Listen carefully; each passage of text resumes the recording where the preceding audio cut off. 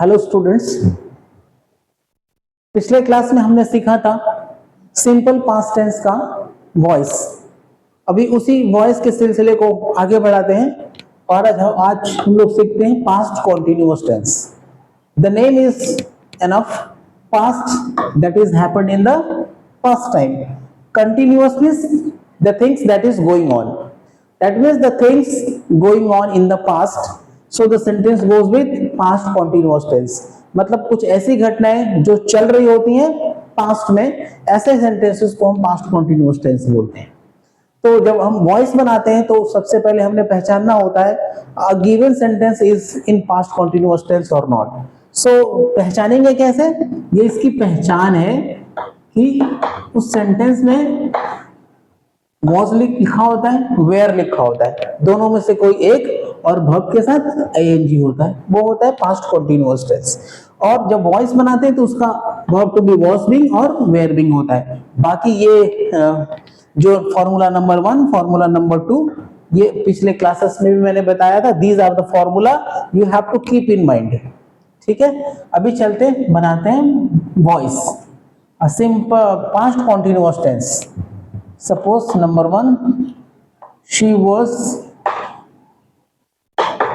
looking at you, वो आपको देख रही थी। ये क्वेश्चन है, there is was and verb में ing। ठीक है, the sentence goes with past continuous tense। ये past continuous में और इसका verb to be was being were being बनाता हूं तो सबसे पहले subject verb object निकालेंगे। this is verb and this is object। whom was she looking at, किसको देख रही थी? you। whom और what से क्वेश्चन करने के बाद ऑब्जेक्ट निकलता है, और who से क्वेश्चन करने के बाद who से क्वेश्चन करेंगे तो क्या निकलेगा? सब्जेक्ट। तो who was looking, she was looking, तो सब्जेक्ट निकल गया और ये ऑब्जेक्ट निकल गया। अभी हमने बनाना है सब्जेक्ट वर्ब ऑब्जेक्ट निकल गया, बनाना है वर्ब टू वॉइस। तो tense we know past continuous tense and the verb to be is was being were being. Voice बनाने के लिए नंबर 2 फॉर्मूला सब्जेक्ट को ऑब्जेक्ट। ये शी है, हर हो गया, यू है, यू हो गया। सब्जेक्ट को मैंने ऑब्जेक्ट बनाया, ऑब्जेक्ट को मैंने सब्जेक्ट बनाया। Now verb to be, verb to be is was being were being, you के साथ were being, you were being. अभी वर्ब का थर्ड फॉर्म लगाना है, लुक का लुक्ड। लुक के बाद एट लगा हुआ है तो हमें एट लगाना पड़ेगा, और नए ऑब्जेक्ट के पहले बाई, नए ऑब्जेक्ट के पहले by. So this is done. She was looking at you, it was active voice. Passive voice हो गया, you were being looked at by her, passive voice. ठीक है, और एक एग्जांपल लेते हैं, ये अफर्मेटिव सेंटेंस का था, अभी नेगेटिव बना लेते हैं। He was not following you, ये एक्टिव वॉइस है। सो वॉज लगा हुआ है, भर में आएंगी, तो ये हो गया पास्ट कॉन्टिन्यूअस टेंस। वर्ब के बाद ही ऑब्जेक्ट है, बताया था, और इसके पहले सब्जेक्ट।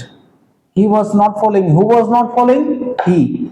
हु से क्वेश्चन करने के बाद क्या निकलता है? सब्जेक्ट। और व्हाट और whom से क्वेश्चन करने के बाद क्या निकलता है? ऑब्जेक्ट। तो he was not following you, whom was he not following, किसको नहीं फॉलो कर रहा था? you। so what से क्वेश्चन नहीं बनेगा इसका, तो सब्जेक्ट वर्ब ऑब्जेक्ट दोनों निकल गया, तीनों निकल गया। अभी वॉइस बनाते हैं, सब्जेक्ट को ऑब्जेक्ट। ही है तो ऑब्जेक्ट बन गया हिम, यू है तो यू। अभी वर्ब टू भी लगा रहे हैं, number 2 was being were being, you के साथ फिर were being लगा,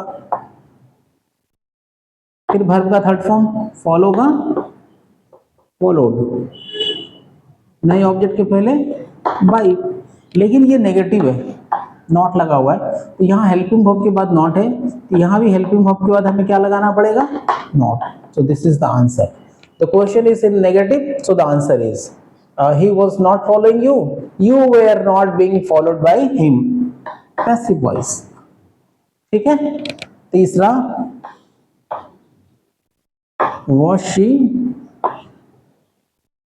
calling him a fool, क्या उसको वो फूल बुला रही थी? ठीक है, So this is was and verb में ing. The sentence goes with past continuous tense and verb to be is was being, were being. ठीक है, अभी सब्जेक्ट वर्ब ऑब्जेक्ट निकालना है, तो this is verb action word. अभी question करेंगे who से, तो सब्जेक्ट निकलेगा. Who was calling, she was calling, she is subject.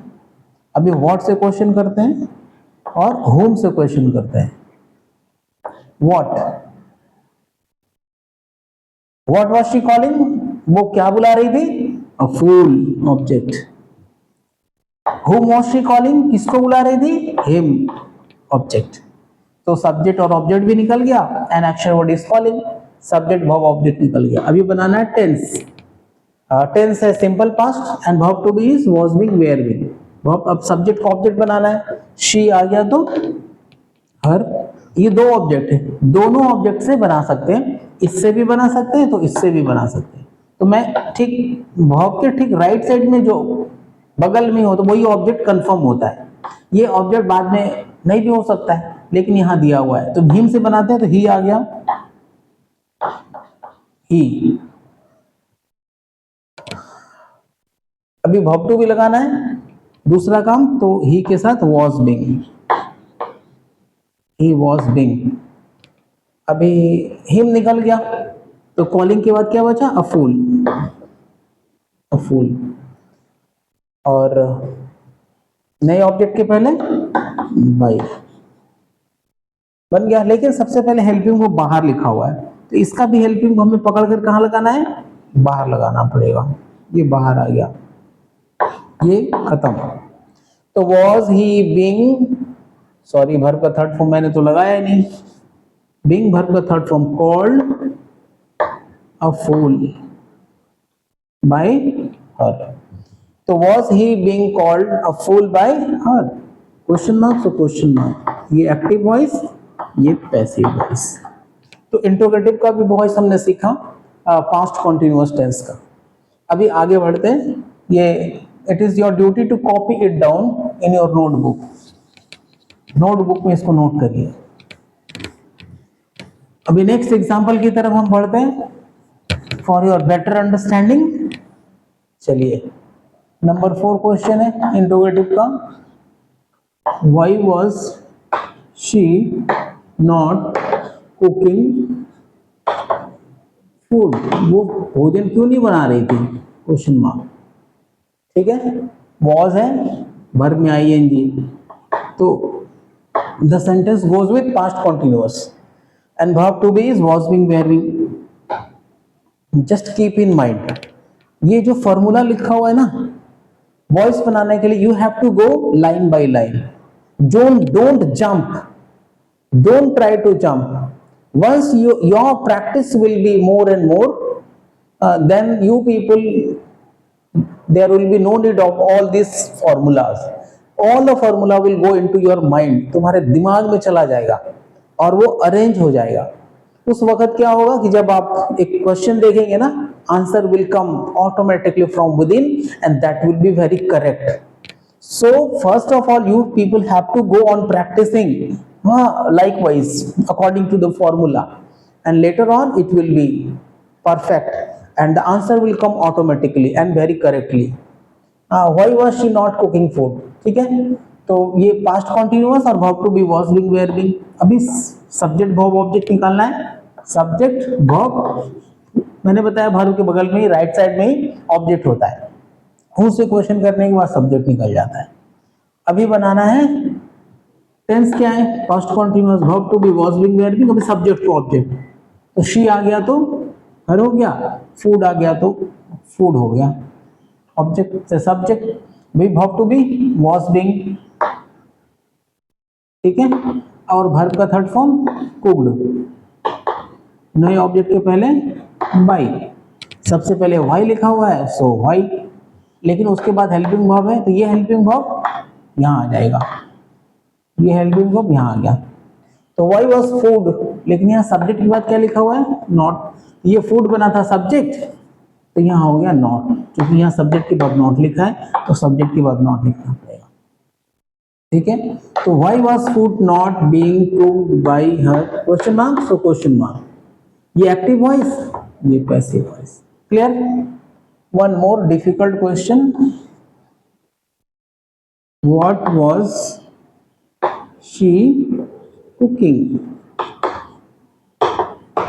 वो क्या पका रही थी, तो इसमें ऑब्जेक्ट तो है नहीं, ये सब वर्ब हो गया, ये सब्जेक्ट हो गया। She was cooking what object हो जाता, तो she was cooking what, she was cooking rice, तो राइस ऑब्जेक्ट है, तो she was cooking, she cooked rice, she cooked what हो गया ऑब्जेक्ट, तो ऑब्जेक्ट बन गया सब्जेक्ट, ये ऑब्जेक्ट है, ये बन गया व्हाट सब्जेक्ट। अब वर्ब टू भी लगाना है, तो was being, what was being cooked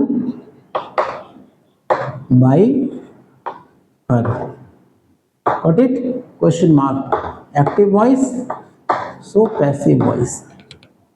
number 6, this, what was he looking, बनाइए, solve it, the question is just similar to question number 5, what was she looking, what was he looking, वो क्या देख रहा था, वो क्या पका रही थी, तो answer is very simple, hope you people must have solved it, what was being looked by him, got it, active voice, so passive voice, ठीक है। ये दो, ये आज हमने सीखा past continuous tense. So this is very simple because there is formula and your practice will make you perfect. The more you practice, the more you learn, the more expertise you people will become. So practicing a lot. तो ये simple past tense, अगले class में हम लोग सीखने वाले हैं past perfect. Past perfect tense को हम लोग अगले क्लास में सीखेंगे, तब तक के लिए just go on practising and go on learning. So happy learning, thank you very much, but don't forget to like this channel and subscribe it and refer it among your friends for making or reaching the video to other students as well, ताकि दूसरे बच्चे भी इस channel का लाभ उठा सके और अपने लाइफ में एक ड्रास्टिक grammatical change ला सके। Okay, go on learning and practicing. Thank you.